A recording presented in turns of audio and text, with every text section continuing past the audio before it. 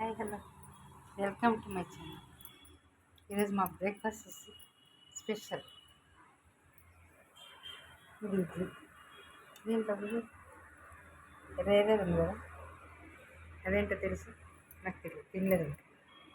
చట్నీ, ఉప్మా, జీడిపప్పు, సమోసా, 1 2 3 4 5 రకాలు.